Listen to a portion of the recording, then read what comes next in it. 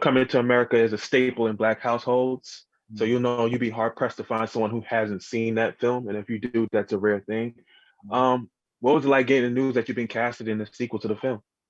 Again, man, it was surreal because I knew what it represented to the culture. I knew what it represented to my family.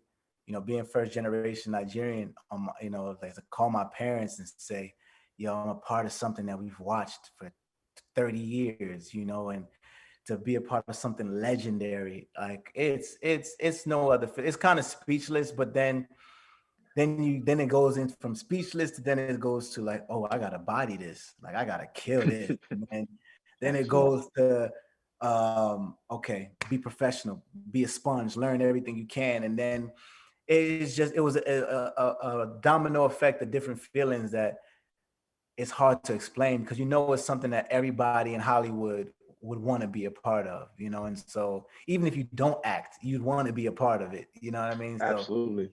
that was cool for me.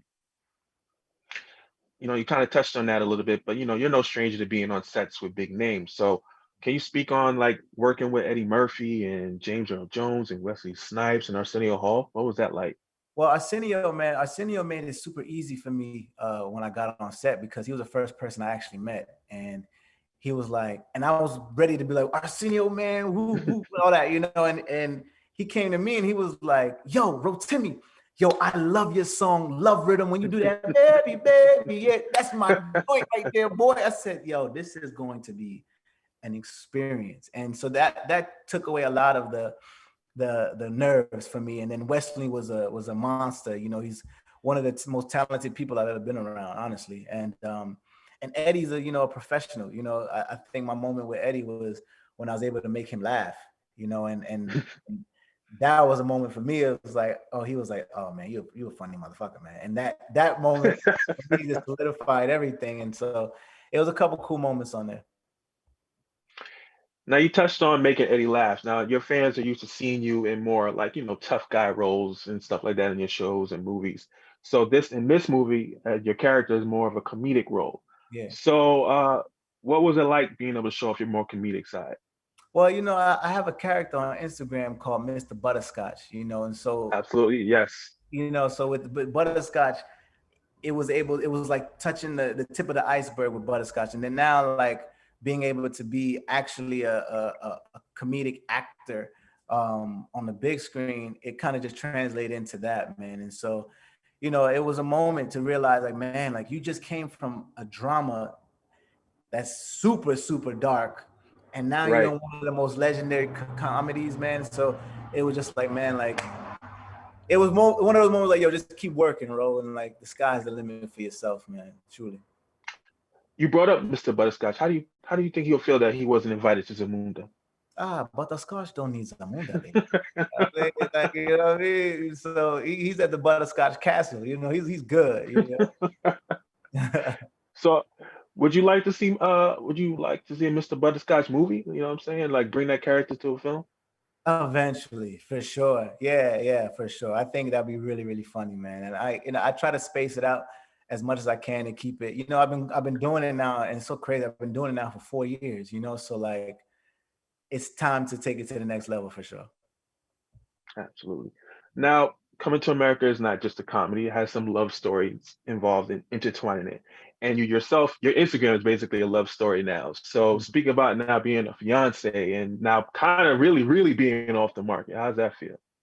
Oh, it's refreshing, man. You don't have to worry about anything. It allows you just to really focus on your work and your family and your spirituality. It clears a lot of the clutter, like, you know, being butterscotch had its perks, but like, but ultimately it's about family and getting this money, man. So it made it much better, and it makes things easier and lighter. True, true. The Zamundan drip was pretty dope. What was that like working with the legendary Ruthie Carter on that movie? Oh my God.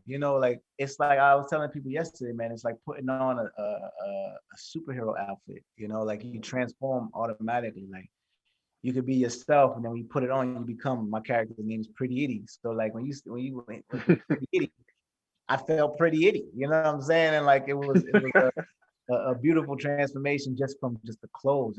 And just the conversations we had. She was like, "Do you feel comfortable with this? Do you like this? What would you add?" Da, da, da, da, da. It was like a beautiful thing, like coming from a legend. Absolutely. Now we're gonna do some quick fun questions. Yeah. So some either or. All right. So if you could have just one of these Zamundan amenity or royal amenities, which would it be? The royal wake up call, the royal bathers, or the funeral celebration? So Butterscotch would say the royal bathers. You know what I'm saying? Uh, Rotimi would say the royal wake up call. Uh, and and yeah. Cool, cool. Okay. Better leader for Zamunda, King Akeem or General Izzy? My dad, man, Jenner is easy, easy. He's a boss. Okay. Okay. Now, if the roles were reversed and you had to go to Queens to find your queen, who would you have picked? Would you have picked Patrice McDowell or Lisa McDowell? I pick my fiance. Smart answer. Smart answer.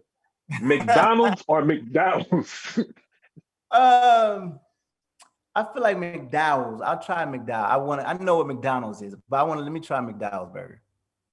True, true. Now, which song do you sing randomly more? The Soul Glow jingle, She's Your Queen to Be, or To Be Loved? She's your queen to be. For I sure. think everyone sings that one more. Yeah, it's a Would you moment. let true, true. Now, would you let Oha sing at your wedding? Oh, for sure. Especially after this. Absolutely. Absolutely. That's a great idea. Cool, cool. It's a great idea. See, I'm glad I gave you that one. Now you gotta give me my props. If you Yes, do it sir. with that, you gotta give me my props. You know how Now, much final money he's question. probably made? You know how much money he's probably made doing that? I would have made bank off that if I was him, Yeah. man. I would Yeah. have definitely made Wedding bank singer. off that. Mhm. Final question. Outside of King Akeem and Semi, which of the other characters that Eddie Murphy and Arsenio Hall play in the film are your favorites? Uh, oh, the whole barbershop scene, man. The whole barbershop, the old Jewish guy, I think everything about I think I probably that one because it took me a second to realize that was Eddie for a second. So that I think that would probably be Yeah, that's really good. yeah, I think that'd be my favorite one. Dope, dope. Well, Ro, it was a pleasure talking to you. You did a great job in the film, and it's only up from here. So I'm proud of you as someone Thank knows you personally. So keep doing your thing, bro. thank you, family.